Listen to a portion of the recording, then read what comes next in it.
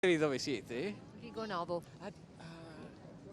Sai che oggi Monsignor Moraglia ha parlato proprio di Giulia, ha ricordato i 103 femminicidi che ci sono stati. Bene, mi fa piacere, cioè, non so neanche cosa dire perché è una tragedia che continua da troppo. L'assassinio di Giulia Cecchettin e il dramma dei femminicidi sono stati al centro del messaggio del cardinale Monsignor Francesco Moraglia in occasione della festa della salute, e tra i fedeli giunti a Venezia da tutto il Veneto c'è anche chi, come questa signora, è arrivata proprio da Vigonovo.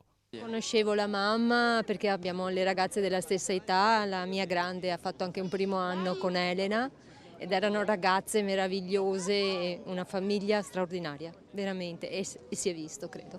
Il messaggio di amore e di rispetto che arriva dalla Chiesa incontra l'apprensione e l'inquietudine dei fedeli per una realtà che genera più di un'apprensione, in questo caso per le nuove generazioni. C'è molta crudeltà in questo periodo, troppa.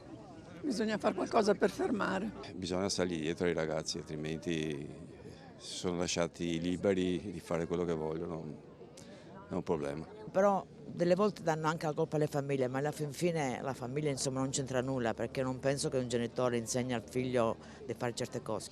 Non è la colpa di chi è delle famiglie, dei media, dei telefonini. Di tutto, della società, di internet, di troppe concessioni, di poca rigidità e insegnamento nelle famiglie, zero interessamento della scuola, di tutto. E purtroppo è la nuova società che avanza.